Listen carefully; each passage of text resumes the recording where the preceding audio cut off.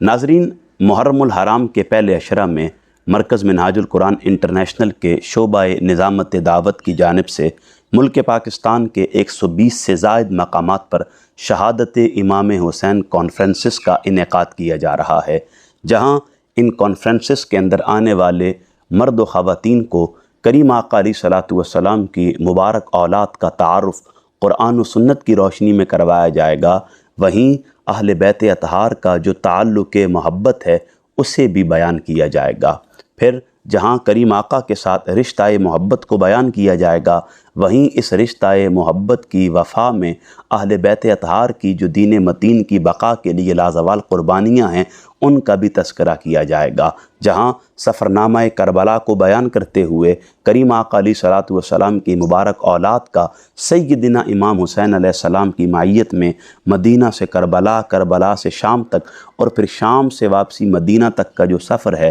اس میں آنے والی صعوبت، اذیت، کرب اور بلا جہاں اسے بیان کیا جائے گا، وہیں روایت اور مزاج سے ہٹ کر ان کانفرنسز کے اندر امام علی مقام کے مقصد قربانی کو فکر کربلا کی صورت میں بیان کیا جائے گا۔ ناظرین، یہاں ایک بات قابل توجہ ہے، جو شیڈیول میں آپ کو بتا رہا ہوں یہ صرف اور صرف مرکز منہاج القرآن انٹرنیشنل کے شعبہ نظامت دعوت کے اسکالرز کا ہے، اور یہ بھی محرم کے پہلے عشرے کا ہے۔ باقی پورے مہینے کا جو شیڈیول ترتیب پاتا ہے وہ اسکالرز اپنے مختلف پیجز پر اور بالخصوص ہمارے مرکزی پیج پر اسے اپڈیٹ کر دیا جاتا ہے۔ بارطور بتانا یہ چاہتا تھا کہ جہاں ہم کریم آقا علیہ الصلوۃ والسلام کے جشن ولادت کو بھرپور سلیقے، طریقے اور مذہبی شعار کے مطابق مناتے ہیں، جہاں ہم دیگر مختلف ایام کو سیلیبریٹ کرتے ہیں اور ان کی قرآنی اور نبوی نوعیت کا تذکرہ کرتے ہیں، وہیں محرم الحرام وہ مہینہ ہے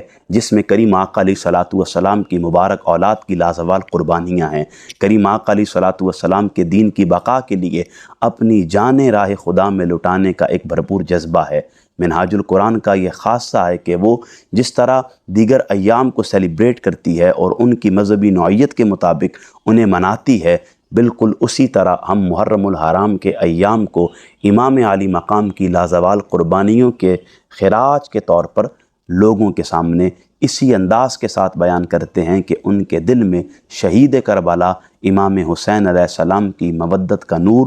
روشن کیا جا سکے اور انہیں اہل بیت کی قربانیوں کا بتا کر اہل بیت کے ساتھ ان کے ٹوٹے ہوئے تعلق کو دوبارہ سے مضبوط، مربوط، مستحکم اور توانا کیا جا سکے۔